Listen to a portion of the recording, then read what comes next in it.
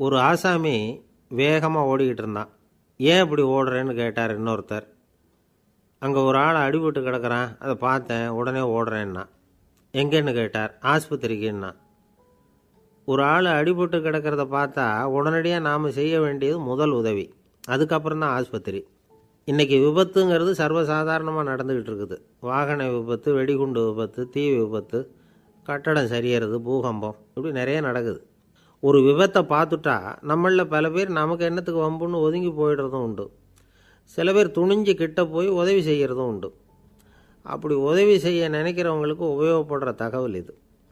விபத்தில் காயமடைஞ்சவங்களை 3 பிரிவாக பிரிக்கலாமா. முதல் வகை கொஞ்சம் சீரியஸானது, உயிருக்கு உடனே ஆபத்து தரக்கூடியது. மூளை காயம், முகம், கழுத்து காயங்கள், இருதயம், நுரையீரல் காயங்கள், வயத்தில் உள்ளுறுப்பு காயங்கள், அதிகப்படியான இரத்தப்போக்கு, இதனால எல்லாம் பாதிக்கப்பட்டிருந்தால் அது முதல் வகை அப்படின்னு நாமளே மனசுக்குள்ளே முடிவு பண்ணிக்கணும். இவங்களுக்கெல்லாம் உடனடியாக முதல் உதவி கொடுக்கணும். தாமதப்படுத்தாமல் ஆஸ்பத்திரிக்கு கொண்டுகிட்டு போயிடணும். இப்படி கொஞ்சம் எச்சரிக்கையாக நடந்துக்கிட்டால் அவங்களில் பல பேரை காப்பாற்றி போடலாம். ரெண்டாவது வகை எப்படின்னா, முதல் உதவி விரைவாக கிடைச்சா உயிர் பிழைக்கக்கூடிய மார்பு காயங்கள், கைகால் எலும்பு முறிவு, இடுப்பு முதுகெலும்பு காயம், சீரான இரத்த சேதம், இப்படிப்பட்டவங்களை ரெண்டாவது வகையாக பிரிக்கணும். ஆபத்து இல்லாத சிராய்ப்புகள், சிறு காயங்கள், இரத்த உறைவுகள், இதனால் பாதிக்கப்படுறவங்க மூணாவது வகை. ஒருத்தர் தலையில் அடிபட்டு நினைவு விழுந்துட்டார்னு வச்சுங்க, அவருக்கு வாந்தி வர்றதுனால புறையேறி மூச்சு அடைப்பு உண்டாகும். இப்படி ஆகாமல் இருக்கிறதுக்காக தலையை ஒரு பக்கமாக சாய்ச்சி வைக்கலாம். நாடி துடிப்பையும் இதய துடிப்பையும் தொட்டு பார்க்கணும். அது குறைஞ்சிருந்தாலும் சரி, நின்று இருந்தாலும் சரி, அவர் மார்பை நிமிஷத்துக்கு 80 தடவை உள்ளங்கையால் அழுத்தி இதய துடிப்பை மீட்கிறதுக்கு உதவி பண்ணணும். கழுத்தில் காயம்பட்டாலும் ஆபத்து அதிகம். கழுத்துக்கு அடியில் ஒரு துண்டை மடித்து வைக்கலாம். 2 பக்கமும் சின்ன தலையணை அல்லது துணி மடிப்புகளை வச்சு கழுத்தை அதிகமாக அசையாமல் பார்த்துக்கலாம். முதுகெலும்பு முறிஞ்சிருக்குமோ அப்படிங்கிற சந்தேகம் இருந்ததுன்னா அவரை அதிகமாக அசைய விடக்கூடாது. அதிகமாக அசைஞ்சால் தண்டு இடத்துல பாதிப்பு ஏற்பட்டு கைகால் விளங்காமல் போயிடும். அவரை ஒரு கனமான போர்வை இல்லைன்னா பாயில் படுக்க வச்சு 4 பேர் மெதுவாக தூக்கி மருத்துவ உதவிக்கு அனுப்பி வைக்கலாம். கையெலும்பு முறிஞ்சிருந்தால் முறிஞ்ச பாகத்தை உடம்போடு சேர்த்து அசையாமல் கட்டி போடலாம். கால் எலும்பு முறிஞ்சிருந்தால் மற்ற காலோடு சேர்த்து கட்டி போடலாம். முறிஞ்ச பாகம் தொங்காமல் பார்த்துக்கணும். அப்போ தான் வீக்கம் உண்டாகாமல் இருக்கும். வெட்டு காயம், குண்டடிப்பட்ட காயம், இதிலெல்லாம் இரத்தப்போக்கு அதிகமாக இருக்கும். ரத்தம் வெளியேற ஆபத்து அதிகம். சுத்தமான துணியை பல மடிப்புகளை மடித்து காயத்தின் மேலே வச்சு அழுத்தமாக ஒரு 10 நிமிஷம் பிடிச்சிக்கணும். ரத்தம் நின்ன உடனே காயத்துக்கு கட்டு போடலாம். சில சமயம் காயம்பட்ட பாகத்தை உயரமாக தூக்கி பிடிச்சிக்கிட்டா தான் ரத்த கசிவு நிற்கும். இந்த விவரங்களையெல்லாம் கொஞ்சம் மனசில் வாங்கி வச்சுக்கிட்டோம்னா சமயத்தில் உதவும். ஏன்னா இந்த காலத்தில் விபத்து எந்த ரூபத்தில் எப்போ வரும்னு யூகிக்கவே முடியல. நண்பர் ஒருத்தர் சொன்னார், நேற்றுக்கு பாருங்கள் சார், என் கண்ணு முன்னாடியே ஒரு சின்ன விபத்து நடந்ததுன்னார். என்னன்னு விசாரித்தோம். ஒரு பஸ்ஸில் வந்துக்கிட்டு இருந்தேன்.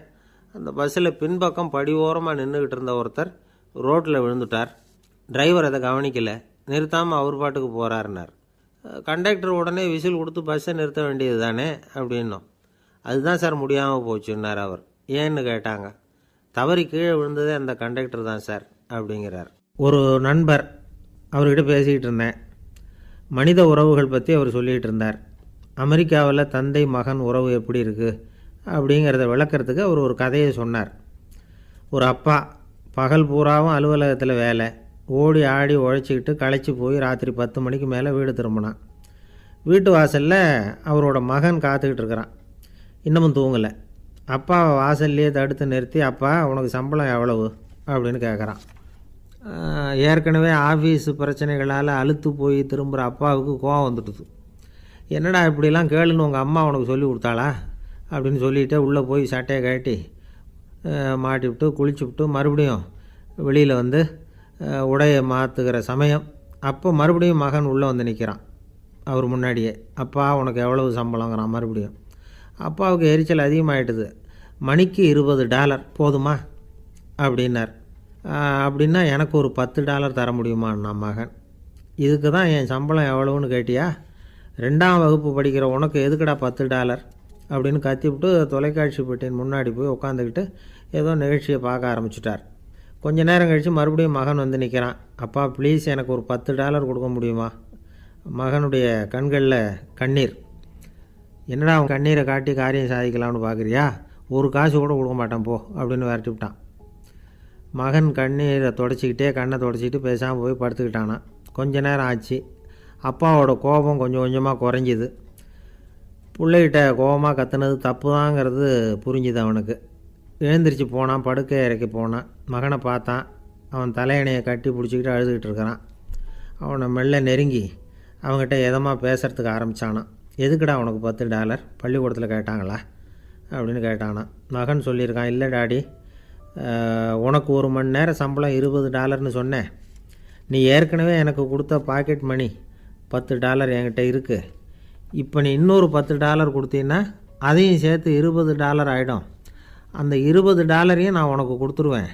அப்படி கொடுத்தா நீ என் கூட 1 மணி நேரம் செலவழிப்ப இல்லையா, அதுக்காக தான் $10 கேட்டேன் அப்படின்னு சொன்னானான். அந்த அப்பா கண்ணு கலங்கி போச்சான். ஆதரவோடு தன்னுடைய மகனை கட்டி பிடிச்சி அழ ஆரம்பிச்சிட்டாராம். இதுதான் நண்பர் சொன்ன கதை. அமெரிக்கா மட்டும் இல்லை, உலகம் பூராவும் இன்றைக்கி மனித உறவுகள் இப்படி தான் மாறிட்டுருக்கு. பெரியவர்கள் அறிவுரை என்ன தெரியுமா? உங்கள் குழந்தைகளிடமிருந்து குழந்தை பருவத்தை பிரித்து விடாதீர்கள் அப்படிங்கிறது தான். அதாவது இன்றைய குழந்தைகள் தங்கள் பிருந்தாவனத்தை இழந்து விடுகிறார்கள் அப்படிங்கிறது அவங்களுடைய கருத்து. இந்த நிலைக்கு நாம் காரணமாக இருந்துடக்கூடாது. குழந்தைகளோட விளையாடுவோம், குடும்பத்தோடு உறவாடுவோம் அப்படிங்கிறது தான் நம்முடைய நோக்கமாக இருக்கணும்.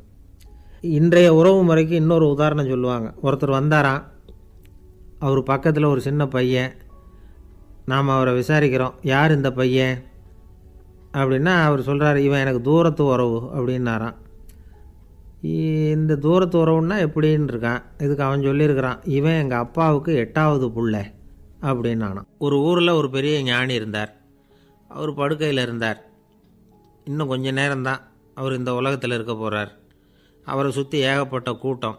ஏற்கனவே அவருடைய உபதேசங்களை கேட்டவங்க பல பேர் அவரை சுற்றி நிற்கிறாங்க.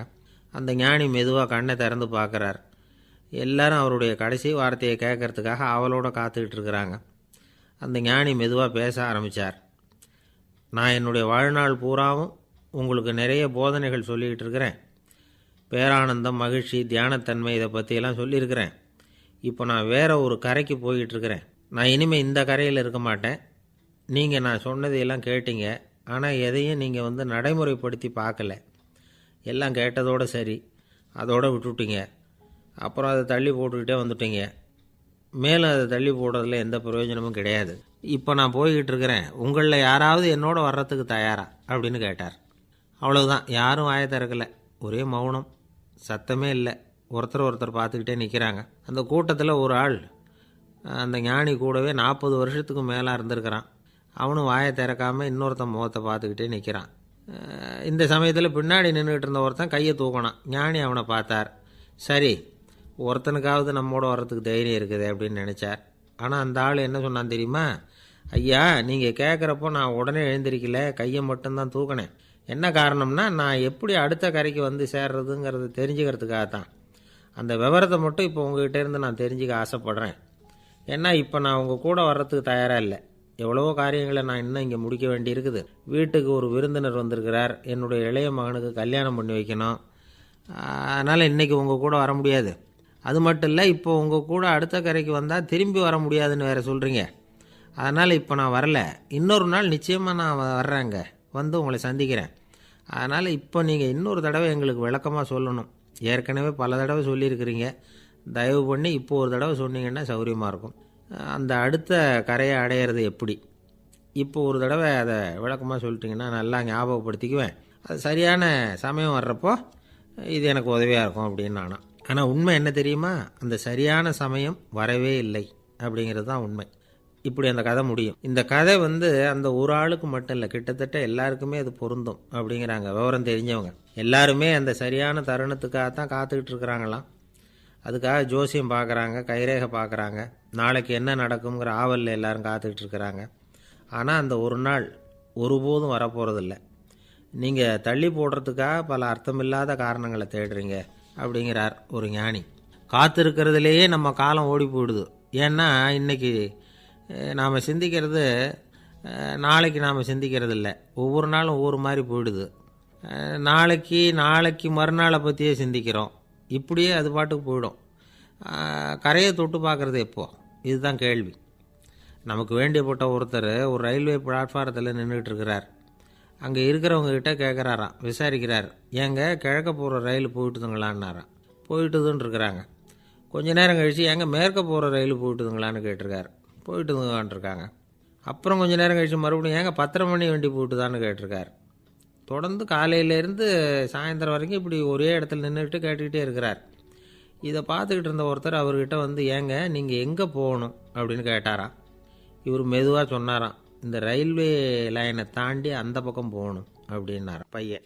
இந்த உலகத்தில் நாம் நல்லபடியாக இருக்கணும்னா அதுக்கு முக்கியமாக தேவைப்படுறது 2. ஒன்று செல்வம், இன்னொன்று அறிவு. சரி, இது 2ல் சிறந்தது எது அப்படின்னு ஒரு கேள்வி கேட்டால் என்ன பதில் சொல்கிறது? இதே கேள்வியை ஹஸ்ரத் அலி அவர்கள்கிட்ட கேட்டாங்களாம். அவர் ஒரு பெரிய அறிஞர்.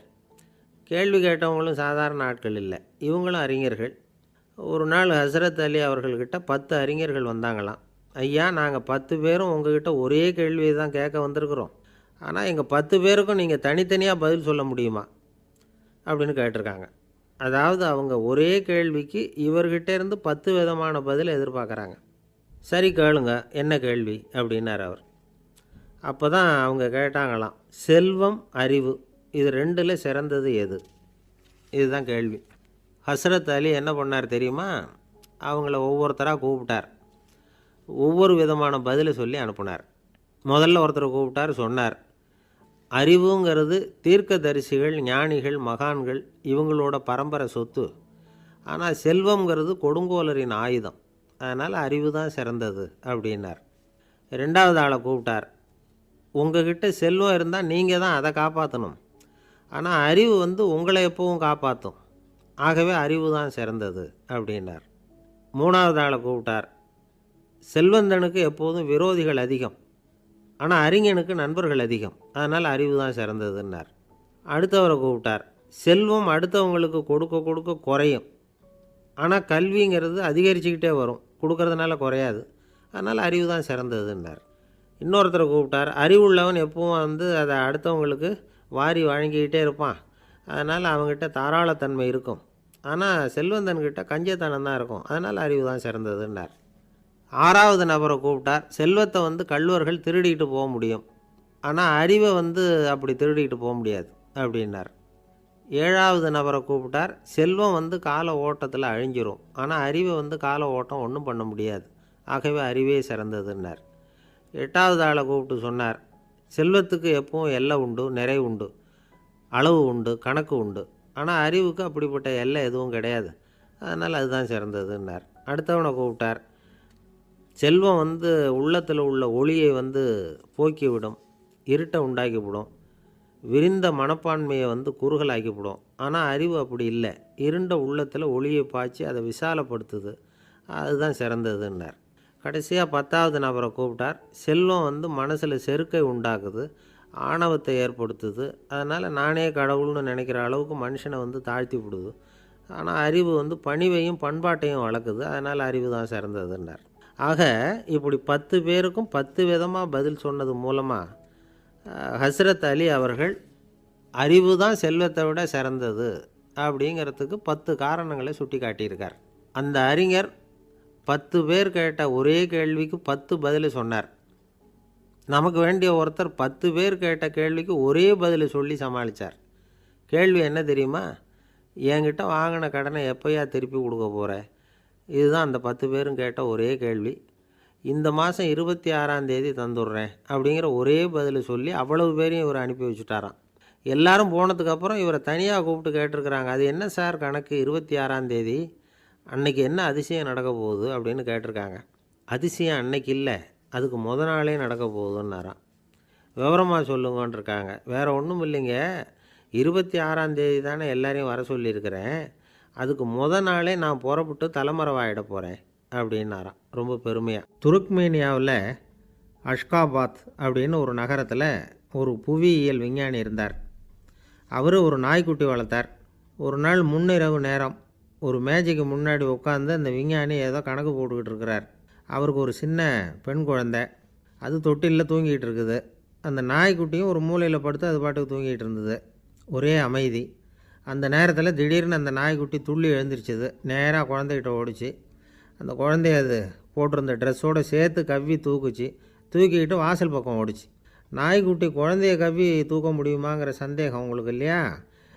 நீங்கள் நம்ம ஊர் நாய்க்குட்டியவே பார்த்து பழக்கப்பட்டிருக்கீங்க. அதனால் நம்புறதுக்கு சிரமமாக இருக்கும். அந்த ஊர்லெலாம் அது ரொம்ப ஸ்ட்ராங்காக இருக்கும். ஒரு ஏதோ கண்ணுக்குட்டி மாதிரி இருக்கும். விஞ்ஞானி அதை பார்த்துட்டார். உடனே அந்த நாய்க்கு வெறி பிடிச்சிட்டுதுன்னு முடிவு பண்ணிவிட்டு தன்னோட கை துப்பாக்கியை எடுத்துக்கிட்டு ஓடி வந்தார். அவர் வெளியில் நாய்க்குட்டி எங்கே அப்படின்னு பார்த்து தேடுறார். அந்த நேரத்தில் அந்த வீடு இடிஞ்சு விழுது. காரணம் பூமி அதிர்ச்சி. இப்படி பூமி அதிர்ச்சி உண்டாக போகுதுங்கிறது அந்த நாய்க்குட்டிக்கு முன்னாடியே தெரிஞ்சு போச்சு. அதுதான் குழந்தைய தூக்கிட்டு வெளியில் ஓடி வந்திருக்குது. அது மூலமாக அந்த குடும்பத்தையே காப்பாற்றிருக்குது அந்த நாய்க்குட்டி. இந்த சம்பவம் நடக்கிறதுக்கு 3 நாளைக்கு முன்னாடியே சில பிராணிகளுக்கு இப்படி நடக்க போகுதுங்கிறது தெரிஞ்சிருக்குதான்.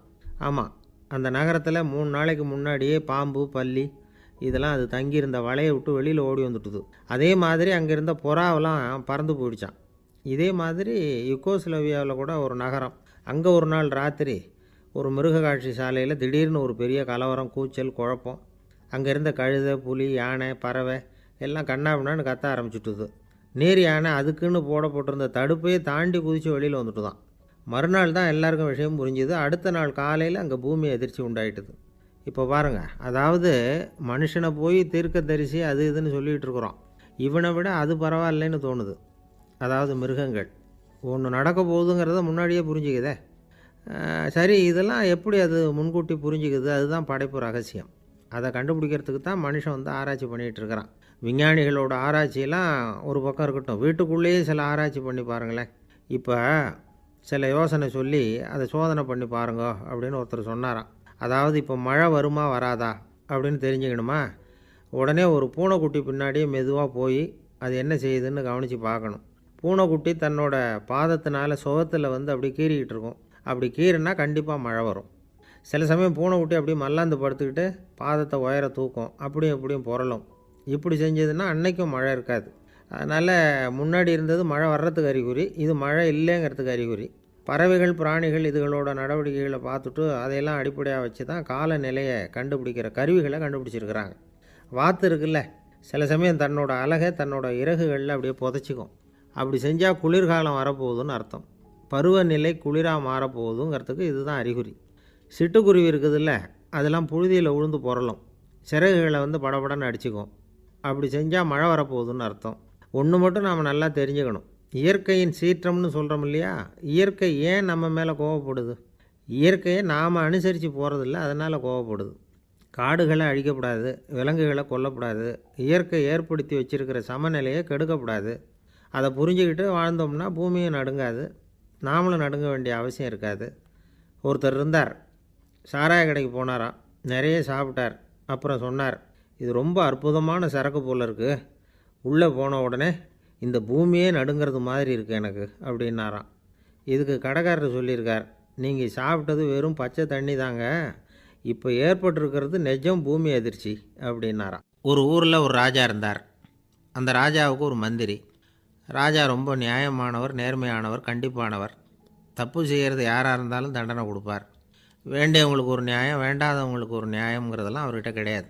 ஒரு சமயம் அரசவையில் அந்த அமைச்சரே விதிமுறைகளுக்கு புறம்பாக ஏதோ நடந்துக்கிட்டு இருக்கார். மன்னருக்கு கோபம் வந்துட்டுது. உடனே அந்த அமைச்சரை கிட்டத்தில் கூப்பிட்டு அவர் கன்னத்தில் ஓங்கி ஒரு அறை கொடுத்துட்டாராம். உடனே அந்த அமைச்சர் என்ன பண்ணார் தெரியுமா, நேராக போனார். அங்கே நின்றுக்கிட்டு இருந்த இன்னொருத்தர் கன்னத்தில் ஓங்கி அரைஞ்சார். அறை வாங்கினவர் திகைச்சு போயிட்டார். இவர் ஏன் நம்மளை அரைகிறார் அப்படின்னு யோசனை பண்ணார். மன்னரும் திகைச்சு போயிட்டார். நாம் இவர் அரைஞ்சா அதுக்காக இவர் போய் இன்னொருத்தரை அரையணுமா அப்படின்னு யோசனை பண்ணார். இவருக்கு என்ன பைத்தியமானு கூட நினைக்க ஆரம்பிச்சிட்டார். ஆனால் என்ன ஆச்சுன்னா, அப்புறம் அமைச்சர் அவர் கவனிச்சிக்கிட்டு இருந்தாரா, அவர் இன்னொருத்தரை அரைஞ்சார் இல்லையா, அந்த அறை வாங்கின ஆசாமியை பார்த்து கத்திக்கிட்டு இருந்தார். யார்? அமைச்சர். ஏன்பா என்கிட்ட அறையை வாங்கிக்கிட்டு இப்படி விவரம் இல்லாமல் நின்றுக்கிட்டு இருக்கிறிய, நான் உனக்கு கொடுத்ததை நீ வேறு யாருக்கிட்டையாவது கொடுத்துரு அப்படின்னார். உடனே அந்த ஆள் பார்த்தான், தனக்கு அடுத்தபடியாக நின்றுக்கிட்டு இருந்தவனை ஓங்கி ஒரு அறை அரைஞ்சான். அவன் கன்னத்தை தடவிட்டே யோசனை பண்ணான். இது ஏதோ புரிஞ்சுக்கிட்ட மாதிரி அடுத்தாப்பில் நின்றுக்கிட்டு இருந்தவனை அரைஞ்சான். இப்படி இந்த அறை மாறி மாறி போய்கிட்டே இருக்குது. ஊர் பூரா பிரயாணம் பண்ண ஆரம்பிச்சுட்டுது. அன்றைக்கி ராத்திரி அந்த ராஜா படுக்கிறதுக்காக போனார். அந்த நேரம் பார்த்து அவர் கன்னத்தில் பலார்னு ஒரு அறை விழுந்தது. நம்மளே அறையிறது யார் அப்படின்னு அதிர்ச்சியோட மன்னர் திரும்பி பார்க்குறாரு. அரைஞ்சது அவரோட மனைவி. என்னாச்சு உனக்குன்னு கத்துனார் ராஜா. உங்களுக்கு தெரியாதா, ஊர் பூரா ஒருத்தர் மாற்றி ஒருத்தர் மூலமாக இந்த அறை வந்து பிரயாணம் பண்ணிட்டு வருது அப்படின்னாங்க அந்த அம்மா. அப்படின்னா ஆரம்பித்த இடத்துக்கே வந்துட்டுதா அப்படின்னாராம் மன்னர். என்ன சொல்கிறீங்கன்னு கேட்டிருக்காங்க. இவர் விவரத்தை சொன்னாராம். அப்படின்னா நீங்கள் ஆரம்பித்து வச்ச இந்த விளையாட்டை நான் முடிச்சு வச்சுட்டேன் அப்படின்னாங்களாம் அந்த அம்மா. மறுநாள் காலை மறுபடியும் அரசவை கூடிச்சு அந்த அமைச்சர் மன்னரை பார்த்து கேட்டார். என்ன மகாராஜா, என்கிட்ட கொடுத்ததை திருப்பி வாங்கிட்டீங்களா அப்படின்னாராம். இப்படி நடக்கும்னு நான் எதிர்பார்க்கவே இல்லைன்னார் மன்னர். ஆனால் நான் எதிர்பார்த்தேன். அது எங்கே போயிட போகுது, ஊர் பூரா சுற்றி கடைசியில் உங்ககிட்ட தான் வந்து சேரும் அப்படிங்கிறது எனக்கு தெரியும் அப்படின்னார் அமைச்சர். இந்த கதை வந்து வேடிக்கையாக இருந்தால் கூட இதில் உள்ள கருத்து முக்கியமானது. இந்த உலகத்தில் பல கருத்துக்கள் இப்படி தான் மாறி மாறி சுற்றி வந்துக்கிட்டே இருக்குது. நம்மால் ஒருத்தன் தன்னுடைய நண்பன் ஒருத்தனை கடத்தெருவில் பார்த்தான். உடனே ஓடி போய் பலார்னு ஒரு அறை கொடுத்தானான். அவன் கண்ணத்தை தடவிட்டு ஏன்டா என்ன அரைஞ்சேன்னு கேட்டிருக்கான். நீ ஏன்டா என்னை முட்டாள்னு என் மனைவிட்ட போய் சொன்னேன் அப்படின்ட்டுருக்கான் அவன். உன்னை ஒரு முட்டாள்னு சொன்னதுக்காகவா நீ என்ன அரைஞ்ச அப்படின்னு கேட்டிருக்கான் இவன். டேய், நான் அதுக்காக அறையலப்பா, அது ஒரு பெரிய ரகசியம். நான் முட்டாளுங்கிறது அந்த ரகசியத்தை நீ வந்து ஏன் எங்கள் வீட்டில் போய் சொன்னேன், அதுக்காக தான் அரைஞ்சேன் அப்படின்னு நான் அவன். பக்தின்னு சொல்கிறோம் இல்லையா, அது வந்து 3 வகைப்படும் அப்படிங்கிறார் ஒரு பெரியவர். அது என்ன 3 வகைன்னா, தெய்வ பக்தி, அடியார்கள் பக்தி, குரு பக்தி. அடியார் பக்தியை விட தெய்வ பக்தியை விட குரு பக்தி தான் ரொம்பவும் சிறந்ததுங்கிறார் அவர். தெய்வத்துக்கிட்ட செஞ்ச பாவம் குருநாதர்கிட்ட தீர்ந்துருமா, குருநாதர்கிட்ட செஞ்ச பாவம் தெய்வத்துக்கிட்ட போனாலும் தீராதான். இப்படி பெரியவங்களாம் சொல்லி வச்சுருக்கிறாங்க. ஒரு காடு, அங்கே அயோத தௌமியர் அப்படின்னு ஒரு தபோதனர். அவர் பல மாணவர்களை ஒன்றா சேர்த்து ஒரு குருகுலம் நடத்திக்கிட்டு இருக்கிறார். பல தரப்பட்டவங்க பல திறப்பட்டவங்க மாணவர்கள் அதில் சேர்ந்து படிச்சுக்கிட்டு இருக்கிறாங்க. பாஞ்சால ராஜகுமாரன் ஒருத்தனும் அந்த குருகுலத்தில் சேர்ந்து படிச்சுக்கிட்டு இருக்கிறான். அவன் பேர் ஆருணி. பெரிய இடத்து புள்ள, இருந்தாலும் படுப்பில் ரொம்ப கெட்டிக்காரனாக இருந்தான். அவன் தான் அங்கே முதல் மாணவன். ஒரு நாள் குருநாதர் அந்த அரசகுமாரனை கூப்பிட்டார். நம்ம குருகுலத்துக்கு சொந்தமான வயலில் தண்ணீர் பெருகி வெள்ளம் வந்து பயிரை வந்து அழிக்குதான், அதனால் நீ போய் மடையை அடைச்சிட்டு வந்துடும் அப்படின்னார். அந்த அரசகுமாரன் உடனே புறப்பட்டான்.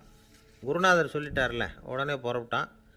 நான் பெரிய இடத்து பிள்ளையாச்சே, ராஜகுமாரனாச்சே, ரொம்ப செல்வாக்கூட வளர்ந்தவனாச்சே, நான் போய் வயலில் இறங்கி வேலை செய்கிறதா அப்படின்னுலாம் அவன் நினைக்கல. குருநாதர் கட்டளையை நிறைவேற்ற வேண்டியது நம்ம கடமை அப்படின்னு நினச்சான்.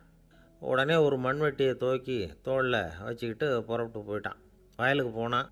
பார்த்தான், தண்ணி கரையை உடச்சிக்கிட்டு வயலுக்குள்ளே ஏகமாக பாஞ்சிக்கிட்டு இருக்குது. இவன் மண்வெட்டியால் களிமண்ணை புல்லோடு சேர்த்து புல் பற்ற மாதிரி வெட்டி வெட்டி போட்டான். இருந்தாலும் மடையை அடைக்க முடியல. தண்ணி அதை மீறி வந்துக்கிட்டே இருக்குது. தண்ணி வந்து வேகமாக வயலுக்குள்ளே போய்கிட்டே இருக்குது. போடுற பத்தையெல்லாம் கரைஞ்சி கரைஞ்சி போயிட்டுருக்கு. இருந்தாலும் இவன் தன்னுடைய முயற்சியை கைவிடலை. வெட்டி வெட்டி போட்டுக்கிட்டே இருக்கிறான். காலையில் அங்கே போனவன் சாயந்தரம் வரைக்கும் இப்படி செஞ்சுக்கிட்டு இருக்கிறான். உடம்பும் மனசும் ரொம்பவும் சோர்ந்து போச்சு. இருந்தாலும் குருநாதர் இட்ட கட்டளையை நிறைவேற்றாமல் இருக்கிறோமேங்கிற ஒரு குறை அவனுக்கு இருக்குது. குரு கட்டளையை நிறைவேற்றாத நான் வந்து இன்னமும் இருக்கணுமா அப்படின்னு யோசனை பண்ண ஆரம்பிச்சிட்டான். என்ன செய்யலாம்னு பார்த்தான். நம்ம குருநாதர் இட்ட பணிக்காக இந்த உடம்பையே தியாகம் பண்ணலாம் அப்படின்னு முடிவு பண்ணான். தண்ணி பாயுதில் அதுக்கு குறுக்க விழுந்து அப்படியே மடையை அடைச்சிக்கிட்டு அப்படியே படுத்துட்டான். இது மற்றவங்களுக்கு தெரியாது. அன்னைக்கு ராத்திரி ஒரு விளக்கு முன்னாடி உட்காந்து குருநாதர் பிள்ளைங்களுக்கு பாடம் சொல்லி கொடுத்துக்கிட்டு இருக்கிறார். வரிசையில் இருக்கக்கூடிய ராஜகுமாரனை காணலை. நம்ம ஆருணி எங்கே போனா அப்படின்னு சொல்லி மற்ற மாணவர்களை விசாரித்தார். இப்போ அவங்க சொன்னாங்க, சுவாமி, அவன் காலையில் வயலுக்கு வந்து மடையை அடைக்கிறதுக்காக போனான், நீங்கள் தான் போக சொன்னீங்க, இன்னும் திரும்பி வரல அப்படின்னு அவர் பையன். குருநாதர் உடனே ஒரு தீவெட்டி எடுத்துக்கிட்டு மாணவர்களை அழைச்சிக்கிட்டு வயலுக்கு போனார். அங்கே போய் பார்த்தா ஆளை காணும். ஆருணி ஆருணின்னு சொல்லி சத்தம் போட்டு கூப்பிட்டு பார்க்குறார். நான் இங்கே இருக்கேன் குருநாதா அப்படின்னு காலுக்கு அடியிலேருந்து ஒரு சத்தம் வருது. குனிஞ்சு பார்த்தா அவன் மடையில் படுத்துருக்குறான்.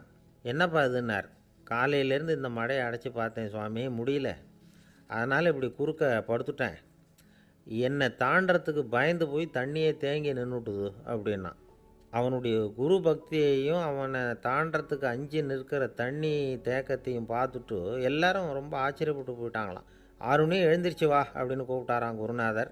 அவன் தண்ணீரை பொழந்துக்கிட்டு எழுந்திரிச்சு வந்தானான். அதனால் அவனுக்கு உத்தாலகன் அப்படின்னு ஒரு பேர். உத்தாலகன்னா தண்ணீரை பிளந்தவன் அர்த்தம். அந்த உத்தாலகன் மாதிரி இந்த காலத்து மாணவர்களுக்கும் குரு பக்தி வேணும் அப்படின்னு சொன்னோம் ஒரு பள்ளிக்கூடத்தில். உடனே நிறைய மாணவர்கள் எழுந்திரிச்சு நின்னாங்க. சார், நீங்கள் எங்களை இன்னமும் சரியாக புரிஞ்சுக்கலன்னு நினைக்கிறோம். அன்னைக்காவது ஒருத்தன் அப்படி இருந்தான், இன்றைக்கி ஏகப்பட்ட உத்தாலகர்கள் இருக்கிறோம். எங்கள் வாத்தியார் கட்டளை இட்டால் இப்போவே அது மாதிரி வயலுக்கு போய் மடையில் குறுக்கப்படுத்துக்கிறதுக்கு இந்த வகுப்பில் உள்ள அத்தனை பேரும் தயாராக இருக்கிறோம் அப்படின்னாங்க. அப்படியா அப்படின்னு சொல்லி கேட்டோம் ரொம்ப சந்தோஷமாக.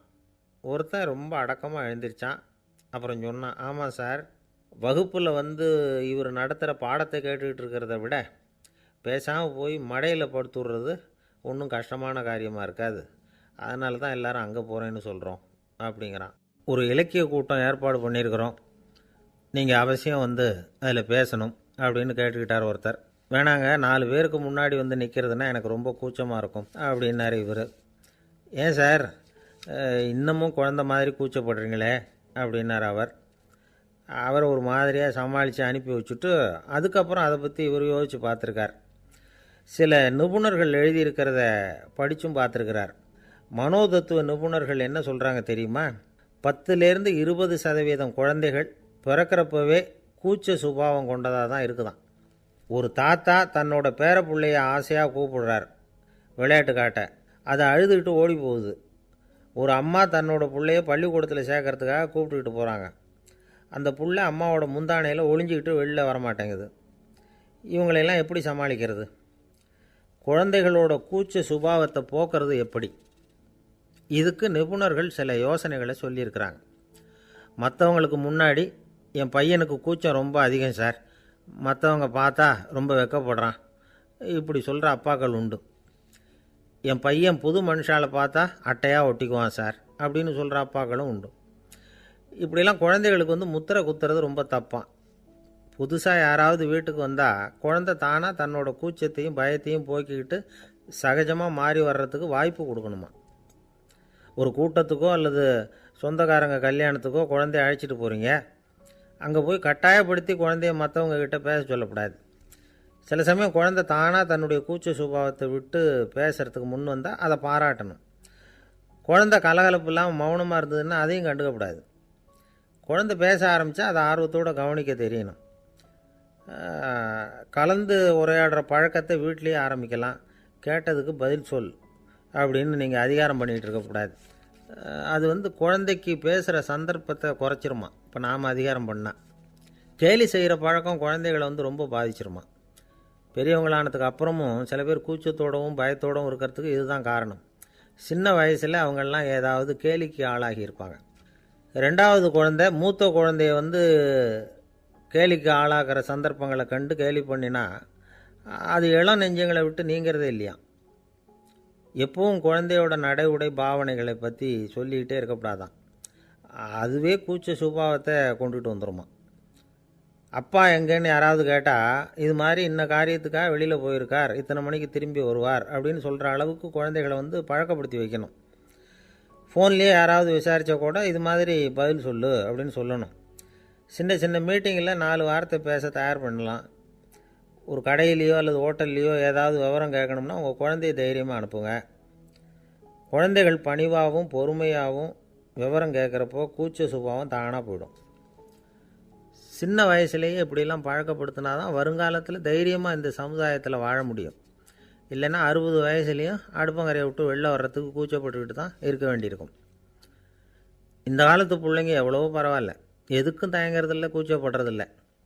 ஒரு அம்மா அடுப்பங்கரையிலேருந்து சத்தம் போட்டாங்க, டேய் ராமு, தயவு பண்ணி அந்த டிவியை நிறுத்துறா, அந்த பெண்ணோட குரல் மகா மோசம், அடுப்பங்கரையில் இருக்கிற என்னாலேயே அதை சகிச்சிக்க முடியல அப்படின்னாங்களாம். உடனே பையன் கொஞ்சம் கூட தயங்காமல் பதில் சொல்கிறான், அம்மா, இந்த குரல் டிவியிலேருந்து வரல, எதிர்த்த விட்டு மாமி தான் இங்கே வந்திருக்கிறாங்க, அவங்க தான் இப்போ என்னோட பேசிக்கிட்டு இருக்கிறாங்க அப்படின்னு நானும். பொங்கல் திருநாள்னால் இது ஏதோ அறுவடை திருநாள் அப்படின்னு சொல்லுவோம். அதாவது வருஷம் பூரா நாம் பாடுபட்டு அதனுடைய பலனை அனுபவிக்கிற நாள் அப்படிங்கிறது நாம் சொல்லிகிட்டு இருக்கிறது. இது முக்கியமாக இது ஒரு நன்றி அறிவிப்பு நாள் அப்படின்னு சொல்லுவாங்க. இன்றைக்கி நிறைய நன்றி அறிவிப்பு கூட்டம்லாம் நடந்துக்கிட்டு இருக்குல்ல, அது மாதிரி விவசாயிகள் நடத்துகிற ஒரு நன்றி அறிவிப்பு விழா இது. யாருக்கு நன்றி சொல்கிறாங்கன்னா ஆதவனுக்கு. அதாவது சூரியன் இல்லைன்னா விவசாயம் இல்லை. அதனால் ஆதவனுக்கு நன்றி செலுத்துகிற நாளாக இந்த பொங்கல் திருநாளை நாம் கொண்டாடுறோம். அதாவது இந்த பொங்கலில் விவசாயிகள்கிட்டேருந்து நிறைய பண்புகளை நாம் தெரிஞ்சுக்க வேண்டிய நாள் இது. விவசாயிகள் அவங்க விவசாயம் முன்னேறி இருக்கிற அளவுக்கு விவசாயிகளுடைய வாழ்க்கை தரம் முன்னேறலை. அந்த அளவுக்கு அவர்கள் நாட்டுக்காக உழைச்சிக்கிட்டு இருக்கிறாங்க.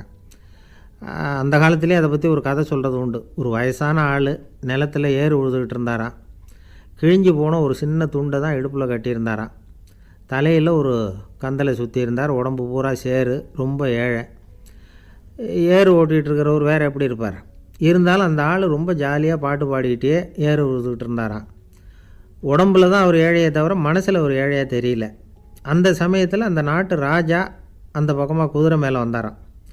வேட்டைக்கு போயிட்டு பரிவாரங்களோடு திரும்பி வந்துக்கிட்டு இருக்கிறார்.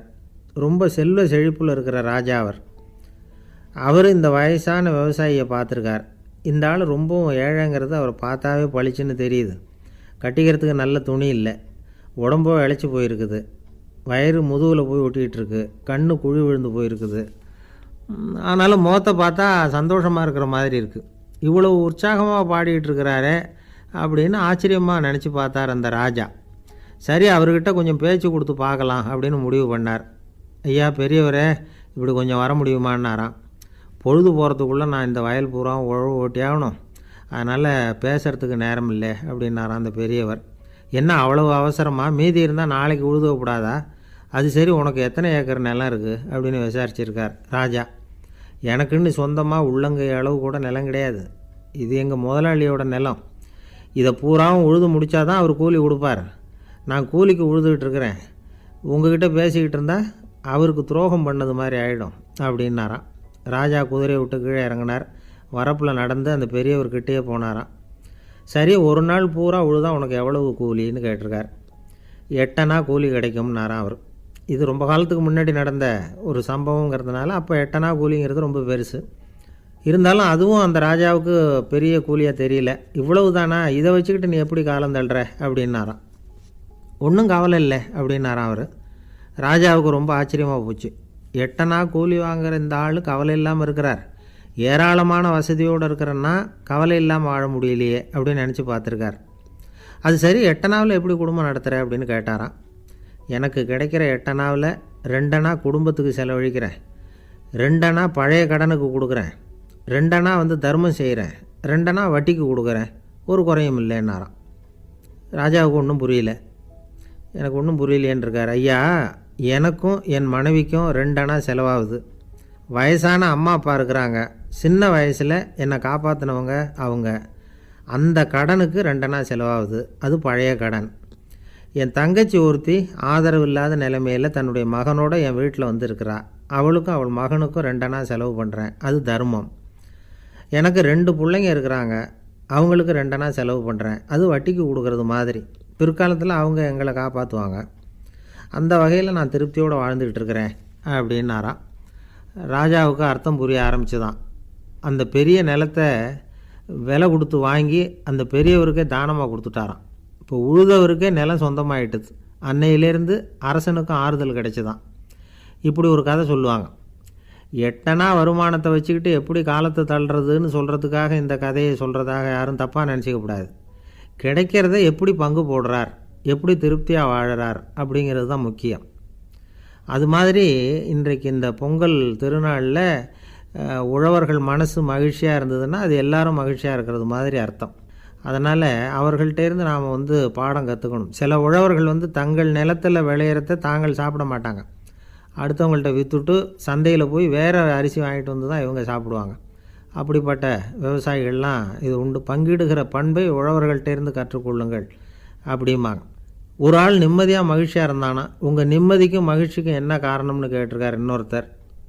என்கிட்ட இருந்தது பூராவையும் என் பிள்ளைங்களுக்கு சமமாக பங்கு போட்டு கொடுத்துட்டேன், எனக்குன்னு எதுவுமே வச்சுக்கல, அதுதான் நிம்மதிக்கு காரணம்ன்றிருக்கான். உங்ககிட்ட இருந்தது எவ்வளவு இருந்தது அப்படின்னு கேட்டிருக்காரு அவர். மொத்தமாக ஒரு 50,000 ரூபா இருக்கும் அப்படின்னு இருக்கான். அவ்வளவும் பணமாகவே இருந்ததா அப்படின்னு கேட்டிருக்காங்க அவங்க. இல்லைங்க, அவ்வளவும் கடன், அதை தான் பிரித்து கொடுத்துருக்கேன் பிள்ளைங்கக்கிட்ட அப்படின்னு நானும். அவன், எது ரொம்பவும் கஷ்டமான காரியம் அப்படின்னு கேட்டார் ஒருத்தர். ஒருத்தருக்கு ஒருத்தர் சண்டை போடாமல் இருக்கிறது தான் ரொம்ப கஷ்டமான காரியம் அப்படின்னு தோணுது. ஒரு நாட்டுக்கும் இன்னொரு நாட்டுக்கும் சண்டை, நாட்டுக்குள்ளேயே ஒரு குரூப்புக்கும் இன்னொரு குரூப்புக்கும் சண்டை. ஏன் சண்டை போட்டுக்கிறீங்கன்னு கேட்டு பாருங்கள். நாங்கள் சமாதானத்துக்காக தான் சண்டை போட்டுக்கிறோம் அப்படிம்பாங்க. வாழறதுக்காக பிறந்த மனுஷன் லட்சியத்துக்காக உயிரை விட தயார் அப்படின்னு சொல்லிகிட்டு இருப்பான். அப்படி உயிரை விடுறவங்கள நாமளும் பாராட்டுவோம். ஆனால் ஒன்றுமில்லாத விஷயங்களுக்கெல்லாம் சண்டை போடுறவங்களெல்லாம், அப்படிப்பட்டவங்களையும் சரி உயிரை விடுறவங்களையும் சரி என்னென்னு சொல்கிறது, யுத்தங்களாலேயும் சண்டைகளாலேயும் நாம் அடையிறது என்னங்கிறது ஒரு பக்கம் இருக்கட்டும், இழக்கிறது என்ன தெரியுமா? ஏராளமான உயிர்கள். ரத்தம் சிந்துறதுக்கு நான் தயார் அப்படின்னு மார்தட்டி சொல்லலாம்.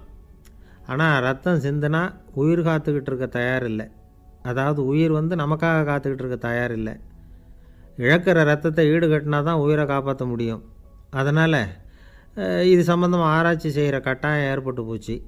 அதோட விளைவாக புதுசாக ஒன்றை கண்டுபிடிச்சிருக்கிறாங்க. அதுதான் செயற்கை ரத்த பொடி. இப்போ இந்த திடீர் சாம்பார் பொடி, திடீர் ரசப்பொடி, திடீர் காப்பி பொடி இப்படிலாம் சொல்கிறோம்ல, அது மாதிரி இது திடீர் ரத்த பொடி. இஸ்ரேல் ஒரு சின்ன நாடு, மக்கள் தொகை குறைச்சல், அதோட போர்கள் வேறு. அதனால் காயம்பட்டவங்களை காப்பாற்றியே தீர வேண்டிய கட்டாயம். காப்பாற்றணும்னா ரத்த இழப்பை தடுக்கணும். அப்படின்னா உடனடியாக புது ரத்தம் செலுத்தி ஆகணும். திடீர்னு ரத்தம் வேணும்னா எங்கே போகிறது? அதுவும் கிடைக்கிற ரத்தம் சேர்கிற குரூப்பாக இருக்கணும். ஒரு வேடிக்கை பார்த்தீங்களா, நான் வேறு குரூப்பு நீ வேறு குரூப்புன்னு இவன் சண்டை போடுறான். இதில் அடிபட்டவனுக்கு ரத்தம் கொடுக்க போனால் அதுலேயும் அது வேறு வேறு குரூப்பாக இருக்குது. அது ரத்தமும் வேறு வேறு குரூப்புன்னு சொல்லிகிட்டு இருக்குது. எந்த குரூப்பு ரத்தம் வேணும், அது உடனடியாக கிடைக்கலன்னா என்ன பண்ணுறது? இப்படிப்பட்ட கஷ்டம்லாம் நமக்கு வந்துடுது. இதுக்காக தான் விஞ்ஞானிகள் இந்த ரத்த பொடியை கண்டுபிடிச்சிருக்கிறாங்க. அதாவது ஒரு ஆள் அடிபட்டு போட்டான்னு வச்சுங்களேன், அவனுக்கு ரத்தம் கிடைக்கல, உடனே என்ன பண்ணலாம்? இந்த சுத்தப்படுத்தப்பட்ட தண்ணீரை கொஞ்சம் எடுத்துக்க வேண்டியது, அதில் இந்த ரத்த பொடியை கரைக்க வேண்டியது. இப்போ இந்த செயற்கை ரத்தம் தயாராகிட்டுது. இதை அந்த ஆள் உடம்புல ஏற்றி விட்டுற வேண்டியது. இயற்கையாக நம்ம உடம்பில் இருக்கிற ரத்தம் என்னென்ன வேலை செய்யுதோ அதே வேலையை இதுவும் செய்யும். அதாவது ஆக்சிஜனை உடம்புல எல்லா இடத்துக்கும் எடுத்துகிட்டு போகுது. அந்த வேலையை இந்த செயற்கை ரத்தமும் செஞ்சுருது. ஆனால் ஒரு விஷயம், இந்த செயற்கை ரத்தம் ஒரு அவசரத்துக்கு தான் உபயோகப்படுத்தலாம், ஒரு முதல் உதவி மாதிரி. அதை அப்படியே நிரந்தரமாக விட்டுற முடியாது. பின்னாடி தேவையான குரூப்பு உண்மையான ரத்தம் கிடைச்ச உடனே அதை செலுத்திக்கணும். உண்மையான ரத்தத்தை 20லேருந்து 40 நாள் வரைக்கும் தான் பாதுகாக்க முடியும். அதுவும் குளிர்பதன பெட்டியில். அதுக்குள்ளே உபயோகப்படுத்தலைன்னா அது வீணாக போயிடும். இந்த ரத்த பொடி அப்படி இல்லை, எவ்வளோ நாள் வேணும்னாலும் அப்படியே வச்சுருக்கலாம். குளிர்பதன பெட்டியும் தேவையில்லை.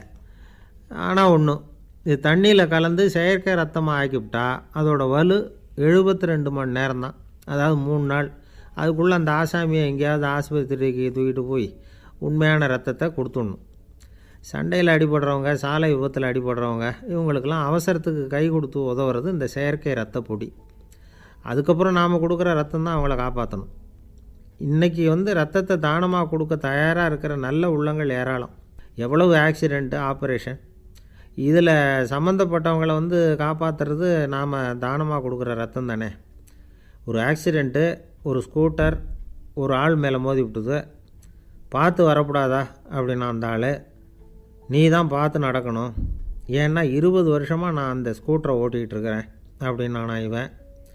இதுக்கு அவன் சொன்னானா, நீ தான் பார்த்து ஓட்டணும், ஏன்னா 40 வருஷமாக நான் இப்படி நடந்துக்கிட்டு இருக்கிறேன் அப்படின்னானா. ஒரு ஊரில் ஒரு ராஜா இருந்தார்.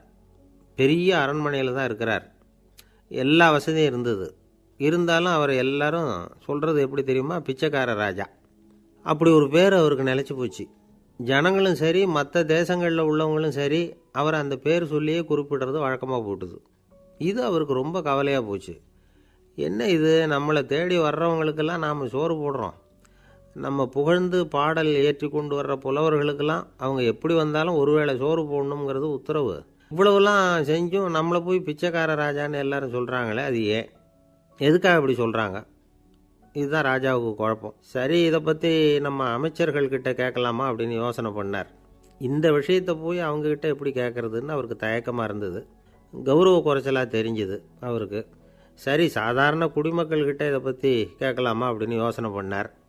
கேட்கலாம், ஆனால் அவங்க யாரும் ராஜா முன்னாடி வந்து நின்று தைரியமாக பேசக்கூடிய அளவுக்கு இல்லை. ராஜாவோட குழப்பம் நாளுக்கு நாள் அதிகமாக போச்சு. கடைசியாக அவர் ஒரு முடிவுக்கு வந்தார். அதாவது இதை பற்றி ஒரு பிச்சைக்காரங்கிட்டே கேட்டு பார்த்துட்டா என்ன. இதுதான் அவர் பண்ண முடிவு. உடனே மாறு வேஷம் போட்டுக்கிட்டு நகர்வலம் போனார். ஒரு பிச்சைக்காரனை கண்டுபிடிச்சார். இதை பாருப்பா, நம்ம ராஜாவை எல்லாரும் பிச்சைக்கார ராஜான்னே சொல்கிறாங்களே, அதுக்கு என்ன காரணமாக இருக்கும் அப்படின்னு கேட்டார். அதுக்கு அவன் சொல்கிறான், இதுக்கான பதிலை இன்னும் ஒரு 30 நாளில் சொல்கிறேன் அப்படின்னா. உடனே இவருக்கு சந்தோஷம். உண்மையை அவங்ககிட்ட சொன்னார். நான் வேறு யாரும் இல்லை, நான் தான் இந்த நாட்டு ராஜா. இப்போ நீ என் கூடவே வந்துடு, அரண்மனையிலேயே தங்கிக்கோ. 30 நாள் கழித்து எனக்கு பதில் சொல்லிவிட்டு அதுக்கப்புறமா நீ போகலாம் அப்படின்னு சொல்லி அழைச்சிட்டு வந்துட்டார். அரண்மனையில் ஒரு மூலையில் அவன் தங்கறதுக்கு இடம் கொடுத்தார். தினம் 2 வேளையும் இவனுக்கு சோறு போடுங்க அப்படின்னு உத்தரவு போட்டார். ராஜா கொடுத்த இடத்துல போய் உக்காந்துக்கிட்டான் அந்த பிச்சைக்காரன். தினமும் அந்த அரண்மனையில் நடக்கிறதையெல்லாம் கவனிச்சிக்கிட்டு வந்தான். வேளைக்கு சாப்பாடு வரும், சாப்பிட்டுக்கிட்டு இருக்கான். இப்படி 30 நாள் முடிஞ்சுது. ராஜா வந்தார். என்ன, என்னோட கேள்விக்கு பதில் என்னன்னு கண்டுபிடிச்சிட்டியான்னார். கண்டுபிடிச்சிட்டேன்னா. என்ன எல்லாரும் பிச்சைக்கார ராஜான்னு சொல்கிறாங்களே, அது நியாயமாக படுதா உனக்குன்னு கேட்டார். நியாயமாக தான் படுது, சந்தேகம் இல்லாமல் நீங்கள் பிச்சைக்கார ராஜா தான். என்ன தான் நீங்கள் வசதியோடவும் படைபலத்தோடவும் இருந்தால் கூட நீங்கள் எங்கள் வர்க்கத்தை சேர்ந்த ஆசாமி தான் அப்படின்னு அடித்து சொல்லிவிட்டான் அந்த ஆள். ஏனால் அப்படி சொல்கிறேன்னு கேட்டார் இவர். அரசே, ஒரு உண்மையை கண்டுபிடிச்சி சொல்கிறதா நான் உங்ககிட்ட சொன்னேன். நீங்கள் ராஜ பரம்பரைன்னா உடனே உங்கள் கழுத்தில் கிடக்கிற முத்து மாலையை கழட்டி பரிசாக கொடுத்துருப்பீங்க, பொன்னையும் மணியையும் கொடுத்துருப்பீங்க. ஆனால் நீங்கள் அப்படி செய்யலை. என்னை ஒரு மூலையில் உட்கார வச்சு 2 வேளை சோறு போட சொன்னீங்க. உங்களை தேடி யார் வந்தாலும், யார் வந்து பாராட்டி பேசினாலும் அல்லது பிரச்சனைகளை சொன்னாலும் நீங்கள் செய்கிற ஒரே காரியம் சோறு போடுறது தான். பிச்சைக்காரனுக்கு சோறு மட்டும்தான் உலகம். உங்கள் விஷயத்துலேயும் நீங்கள் அப்படி தான் நினைக்கிறதாக தெரியுது. நல்லா கவனிங்க. எந்த ஒரு பிரச்சனைக்கும் சோறு தான் முடிவுன்னு நினைக்கிறீங்க பாருங்கள். நீங்கள் சந்தேகமில்லாத எங்களை சேர்ந்த ஆள் தான் அப்படின்னு விட்டான் அந்த பிச்சைக்காரன். அதுக்கப்புறம் தான் அந்த ராஜா தன்னுடைய தவறுகளையெல்லாம் திருத்திக்கிட்டாராம். பசின்னு வர்றவங்களுக்கு சோறு தான் போடணும், அது தப்பு இல்லை. பாராட்ட வர்றவங்களுக்கெல்லாம் சோத்தையே போட்டு அனுப்புனா இப்படி தான் பேர் வரும். எனக்கு தெரிஞ்ச ஒருத்தர் தினமும் யாராவது ஒருத்தரை தன் வீட்டுக்கு அழைச்சிட்டு போவார், சாப்பாடு போட்டு அனுப்புவார். முன்னறிவிப்பு இல்லாமல் திடீர்னு ஒரு விருந்தாளியோட வீட்டில் போய் இவர் நிற்கிறது வழக்கம். அந்த அம்மாவும் இவருக்காக தயார் பண்ணி வச்சுருந்ததை இவர் அழைச்சிட்டு வந்திருக்கிற விருந்தாளிக்கு போட்டுருவாங்க. விருந்தாளி சாப்பிட்டுட்டு போனதுக்கப்புறம் இவர் மனைவிகிட்ட உனக்கு சிரமம் வேணாம் அப்படின்னு சொல்லிவிட்டு பக்கத்தில் உள்ள ஒரு ஹோட்டலுக்கு போய் காசு கொடுத்து சாப்பிட்டுட்டு வந்துடுவார். பல நாள் இப்படி நடக்கும். ஒரு நாள் அவரை தனியாக கூப்பிட்டுக்கிட்டு போய் ஏன் இப்படி பண்ணுறீங்கன்னு கேட்டோம். அதுக்கு அவர் சொல்கிறாரு, எங்கள் வீட்டு சாப்பாட்டிலேருந்து தப்பிக்கிறதுக்கு எனக்கு வேறு வழி எதுவும் தெரியல சார், அதனால தான் இப்படி பண்ணிகிட்ருக்கிறேன் அப்படின்னார் ரொம்ப பரிதாபமாக. ஒருத்தன் எப்படி நடந்துக்கிறாங்கிறத வச்சு தான் அந்த ஆள் எப்படிங்கிறத நாம் முடிவு பண்ணுறோம். ஆளுமைன்னு சொல்கிறோம்ல, அதுக்கு சூழ்நிலைகளை ஆளுகின்ற தன்மை அப்படின்னு விளக்கம் கொடுக்குறார் ஒரு உளவியல் நிபுணர். சரி, ஒரு மனிதனுடைய ஆளுமையை உருவாக்குகிற விஷயங்கள் என்னென்ன? பிறப்பு, வளர்க்கப்பட்ட விதம், படிப்பு, நண்பர்கள், சமுதாயம், இப்படி நிறைய உண்டு. ஆளுமையின் அடிப்படையில் சில மனநோய்கள் உண்டாகுது. அதெல்லாம் என்னென்னங்கிறத தெரிஞ்சு வச்சுக்கிட்டோம்னா நம்ம கூட இருக்கிறவங்கள அடையாளம் கண்டுபிடிக்கிறதுக்கு அது ரொம்ப உபயோகமாக இருக்கும். ஃப்ரெனாய்டு ஆளுமை அப்படின்னு ஒன்று. இந்த கோளாறு உள்ளவங்க எப்படி இருப்பாங்க தெரியுமா? அதிக உணர்ச்சி, சந்தேகம், பொறாமை இதெல்லாம் அதிகமாக இருக்கும். வளைஞ்சு கொடுக்க மாட்டாங்க. அடுத்தவங்களோட இணக்கமான உறவு இருக்காது. அவங்க செய்கிற தப்புக்கெல்லாம் அடுத்தவங்களை குறை சொல்லிகிட்டு இருப்பாங்க. இது ஒரு ரகம். அடுத்தது ஸ்கிசாய்டு ஆளுமை அப்படின்னு சொல்கிறாங்க. இந்த கோளாறு உள்ளவங்க அடுத்தவங்களோட பழக கூச்சப்படுவாங்க. சின்ன வயசுலேயே இது ஆரம்பமாயிடுது. பகல் கனவுலேயே சஞ்சரிப்பாங்க. அவங்களுடைய விரோதம், கோபம் இதை கூட வெளியில் காட்டிக்க முடியாமல் இருப்பாங்க. இவங்களுக்கு அகமுகம், பிரச்சனைகள்லேருந்து ஒதுங்கி எதுலேயும் ஈடுபாடு இல்லாதவங்களாக இருப்பாங்க. இப்படி ஒரு ரகம். அடுத்தது சைக்ளோதமிக் ஆளுமை அப்படின்னு சொல்கிறாங்க. அது என்னென்னா, உணர்ச்சிகளில் ஏற்றத்தாழ்வு அதிகமாக இருக்குமா. சில சமயம் பார்த்தா மகிழ்ச்சியாக இருப்பாங்க, சில சமயம் சோகமாக உட்காந்துருப்பாங்க. அவங்க மனநிலைக்கு தகுந்த மாதிரி சமூக நிகழ்ச்சிகளில் பங்கெடுத்துக்குவாங்க. இன்னொரு வகை என்னென்னா எண்ண பீடிகை ஆளுமை அப்படின்னு பேர் வச்சுருக்கிறாங்க. அதுக்கு இவங்களுக்கெல்லாம் கரெக்டாக இருக்கணும் எல்லாம். சட்டத்திட்டம் எதுலேயும் ஒரு ஒழுங்குமுறை, இப்படி எதிர்பார்க்குற மனோபாவம். இவங்க எதிர்பார்ப்புக்கும் வரன்முறைக்கும் மற்றவங்க கட்டுப்படணும்னு நினைப்பாங்க. இந்த நிலைமை நீடித்தா என்ன ஆகும் தெரியுமா? அலைக்கழிக்கிற எண்ணங்கள் திரும்ப திரும்ப ஒரே செயலை செய்ய தூண்டுற மனத்தளர்ச்சிக்கு ஆளாயிடுறாங்க. அடுத்தது ஹிஸ்டீரியா ஆளுமை. சின்ன விஷயத்தையெல்லாம் பெருசுப்படுத்தி நாடகமாக்குற நடிகர்கள் இவங்க. உணர்ச்சி அதிகம் உள்ளவங்க. இவங்க மன எழுச்சியில் பக்குவமின்மை, குழந்தைத்தனம், முதிர்ச்சியின்மை எல்லாம் இருக்கும். தன்னலம் மிக்க குணம், பிறர் தன்னை மட்டுமே கவனிக்கணும்னு நினச்சி செயல்படுறது, இதெல்லாம் இவங்க அடையாளம். அடுத்த ரகம் எப்படின்னா வளர்ச்சியற்ற ஆளுமைன்னு சொல்கிறாங்க. அடுத்தவங்களோட இணங்கி போக முடியாதவங்க, அறிவு, மன எழுச்சி, சமூக உறவு இதில் எல்லாம் போதுமான வளர்ச்சியையும் நிறைவையும் பெற முடியாதவங்க. இவங்களால வாழ்க்கையில் முன்னேற முடியாது. பிச்சைக்காரங்க, குற்றவாளிகள், இவங்ககிட்டெல்லாம் இது மாதிரியான ஆளுமை அதிகமாக இருக்குமா. அடுத்தது என்னென்னா சோர்வுடைய ஆளுமை. எதுலேயும் உற்சாகம் இல்லாமல் சோர்ந்து போயிருப்பாங்க. அதுக்கெல்லாம் நமக்கு வலிமை இல்லைப்பா அப்படின்னு சொல்லிகிட்டு இருப்பாங்க. சின்ன விஷயங்களுக்கெல்லாம் அதிர்ச்சி அடையிறது, வாழ்வின் சுவையை அனுபவிக்க முடியாதவங்க. இன்னொரு ரகம், இது கொதித்தெழும் ஆளுமைங்கிறாங்க. எதுக்கு எடுத்தாலும் ஆத்திரம், குரோதம், வன் செயல் இதிலெல்லாம் ஈடுபாடு, இப்படி உள்ளவங்க. நத்தை வகை ஆளுமை அப்படின்னு ஒன்று. அடுத்தவங்க மேலே விரோதம் இருக்கும், அடிக்கணுங்கிற எண்ணம் இருக்கும். ஆனால் அதை அப்படியே வெளியில் காட்டாமல் அதே சமயம் அமைதியான முறையில் வெறுப்பை வெளிக்காட்டுற ரகம். இவங்கெல்லாம் பேசாமல் கம்முன்னு இருந்துக்கிட்டே நினச்சதை நிறைவேற்றிக்கிறவாங்க. முன்ஜாக்கிரதை ஆளுமை அப்படின்னு ஒரு ரகமாக. பாதுகாப்பின்மை, சந்தேகம், முழுமையின்மை, அறவேக்காட்டுத்தனம் இந்த மனப்போக்கு அதிகமாக இருக்கிறதுனால அகம்பாவம், புடிவாதம், எச்சரிக்கை எல்லாம் அளவுக்கு மீறி இருக்கும். இதுவரைக்கும் நாம் பேசிக்கிட்டு இருந்த ஆளுமை பண்புகள் அளவுக்கு அதிகமாக போயிட்டுதுன்னா ஆளுமை கோளாறுகள் ஏற்படும். அதன் அடிப்படையில் மனவியாதிகள் வருமா. அதனால் இணக்கமான, எல்லாரும் விரும்புகிற இயல்பான ஆளுமையை பெறுவதற்கு நாம் முயற்சி செய்யணும் அப்படிங்கிறது மனோதத்துவ நிபுணர்களுடைய ஆலோசனை. ஒருத்தர் ஒரு மனோதத்துவ டாக்டரை தேடிட்டு வந்தாராம். டாக்டர், எனக்கு மனசில் ஏதோ வியாதி, ஆளுமை கோளாறு, அதாவது எனக்கு சீக்கிரமாக செத்து போனால் தேவையில்லைன்னு தோணுது அப்படின்னாராம். உடனே அந்த டாக்டர், சரி அப்படின்னா இங்கே இருங்க, நான் வைத்தியம் பார்க்குறேன் அப்படின்னாராம். ஆஃபீஸை முடிஞ்சு வீட்டுக்கு போகிற சமயத்தில் ஒருத்தர் கடைக்கு போய் ஸ்வீட் வாங்கினார். சரி, வீட்டுக்கு பிள்ளைங்களுக்கு தான் வாங்கிட்டு போகிறார் அப்படின்னு மற்றவங்க நினச்சாங்க. அவர் அப்படி செய்யலை. அந்த இடத்துலையே பொட்டலத்தை பிரித்தார். திருட மாதிரி அப்படியே சுற்றி ஒரு தரம் பார்த்துக்கிட்டார். யாரும் தெரிஞ்சவங்க இல்லைங்கிறத முடிவு பண்ணிவிட்டு அவசரமாக அதை அப்படியே போட்டு முழுகிவிட்டு கையை தொடச்சிக்கிட்டு நல்ல பிள்ளை மாதிரி நடந்து போக ஆரம்பிச்சிட்டார். அவர் யாருன்னா, அவரோட பிரச்சனை எல்லாருக்கும் தெரியாது, சில பேருக்கு தான் தெரியும். அதாவது அவர் உடம்பில் சர்க்கரை இருக்குதுன்னு டாக்டர் சொல்லிவிட்டாராம். அதனால் வீட்டில் சர்க்கரையே இவர் கண்ணில் காட்டுறதில்ல. அதனால் இவர் யார் கண்ணிலையும் படாமல் இப்படிப்பட்ட வேலைகள்லாம் செய்கிறது வழக்கம். யாருக்கும் தெரியாமல் இப்படி ஸ்வீட்டை வாங்கி சாப்பிட்டுட்டு அவர் பாட்டுக்கு போயிடுறது. இப்படிப்பட்டவங்களுக்கெல்லாம் கொஞ்சம் ஆறுதலான தகவல் இன்றைக்கி. அது என்னென்னா, நாம் சாப்பிட்ற சர்க்கரைக்கும் நம்ம உடம்பில் உள்ள சில கோளாறுகளுக்கும் அப்படி என்ன தான் சம்மந்தம் இருக்குது. இதை பற்றி சமீபத்தில் சில ஆராய்ச்சிகள்லாம் நடந்திருக்குது. ஏன்னா சர்க்கரைன்னாவே விஷம் மாதிரி அதை பார்க்குறவங்களும் சில பேர் உண்டு. சின்ன பிள்ளைங்களுக்கு வயத்தில் பூச்சி உண்டாகிறதுலேருந்து பெரியவங்களுக்கு நீரிழிவு வர்ற வரைக்கும் எல்லாத்துக்கும் சர்க்கரை தான் காரணம்னு சொல்லிகிட்டு இருக்கிறோம். ஆனால் அந்த அளவுக்கு பயப்பட வேண்டிய அவசியம் இல்லை அப்படின்னு சொல்கிறாங்க. சர்க்கரை வியாதி, இருதய நோய், பித்த நீர்ப்பை நோய், இதெல்லாம் சில நோய்கள்லாம் நாம் சாப்பிட்ற சர்க்கரைக்கும் தொடர்பு இருக்குன்னு நினைக்கிறோம். ஆனால் அப்படி சம்பந்தம் உண்டுங்கிறதுக்கு போதுமான அளவுக்கு ஆதாரம் இல்லை அப்படிங்கிறாங்க ஆராய்ச்சியாளர்கள். ஒரே ஒரு சம்பந்தம் தான் உறுதியாக இருக்குதான். அதுவும் இந்த பல் சிதைவு அப்படின்னு இருக்கு இல்லையா, அந்த சர்க்கரை சாப்பிட்றதுக்கும் இந்த பல் சிதைவுக்கும் சம்பந்தம் இருக்குது அப்படிங்கிறத மட்டும் உறுதியாக சொல்கிறாங்க. சர்க்கரைன்னா நாம் சாப்பிட்ற ஜீனி மட்டும் இல்லை, பழம், காய்கறி, பால், தேன் இப்படி எல்லாத்துலேயும் அது இருக்குது. கேரட்டு கொடுக்குற சத்தில் 88% சர்க்கரை, ஆப்பிள் கொடுக்குற சக்தியில் 95% சர்க்கரை.